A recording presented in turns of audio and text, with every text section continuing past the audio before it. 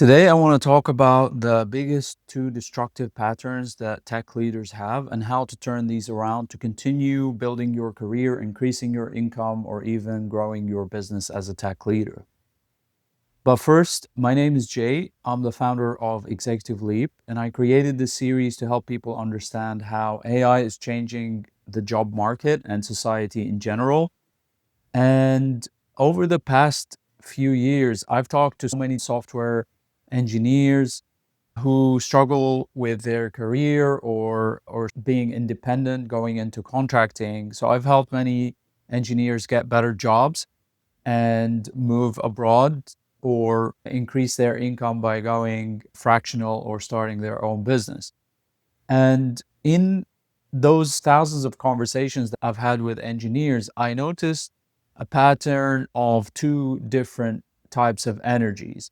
So you have the group of engineers who have this jackrabbit energy that is all about making money, following the latest trend, jumping on the latest technology. You got to learn this, you got to obsess about this, you got to learn this new thing. And I was literally having a conversation about this with one of my friends. I love him so much, but he gets so excited about certain things sometimes. And I'm like, dude, you got to slow down. I'm a bit of a contrarian. I know what's going on in the AI space, but I'm not going to just jump on the latest thing. I mean, you've heard about the stories with these fresh, immature adoptions of AI that really backfire and cost so much money. And sometimes they cost even people's lives. So you have this jackrabbit energy and people like just, running around just trying to make a quick buck or something. And with the jackrabbit energy, the dark side of this is that we start building our career and obsess over progress and making so much money, but eventually we just feel that emptiness and we're like, what is even the point? Like, I'm not even happy in my life. I'm just like burnt out. I'm working all the time. Or, even if I work a short amount of time, I have this huge void in my life that I have no idea how to fill. And so many people try to fill that with traveling or even partying or extravagant things or buying stuff and just losing all their money in the process and just shutting this whole thing down. And I've seen a lot of senior engineers like from Google or FANG type companies do that, like totally destroy their lives because they reach a point where it's like, what's the point? I have all this money and all this materialistic growth, but I have no idea what to do with it.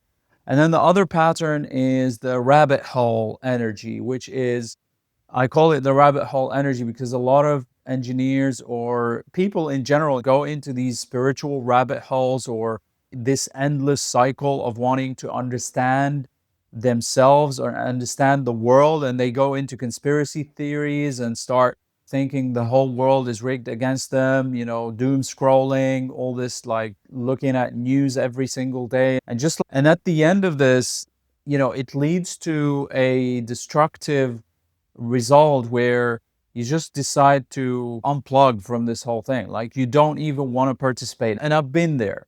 But the rabbit hole energy, when I got into that, I was like, what's even the point? I don't even want to participate in this world anymore. I just want to unplug from it. I'm not interested in anything. So you just lose all kinds of motivation and drive to operate in the world. And you just simply become depressed and maybe even want to take your own life at the far extreme. So these are the two dark sides of these patterns and how they can destroy careers and lives at the same time. So how can we turn this around? What can we do to not fall into the extremes of these patterns? The obvious solution here is balance, right? But how do you know how to keep that balance? And how do you know that you are in check and you're not going into an echo chamber of your own leading you to the result? Because those things can just creep up on you and you have no idea when you're making the wrong decisions. And if you're making wrong decisions, they could backfire.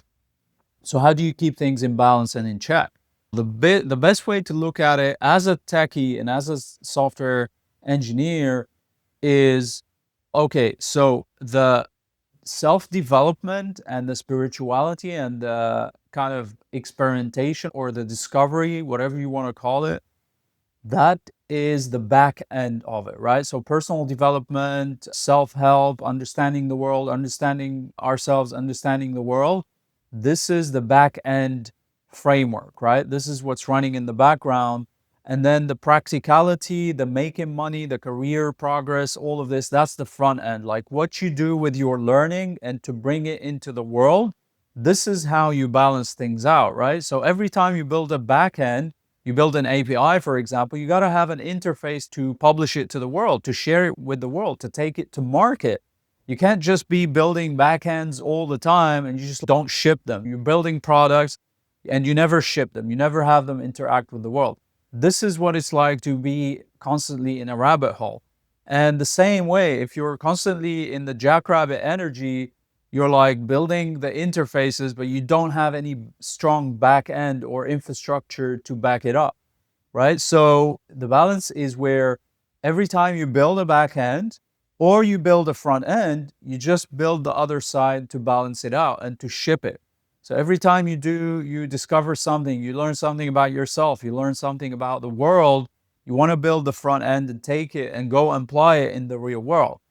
And a practical example of this, and one of the biggest things that I've seen in developers, a lot of developers focus on their technical skills and their technical expertise, whether they are building their career or building a product, they want their own project. They struggle so much when it comes to selling themselves.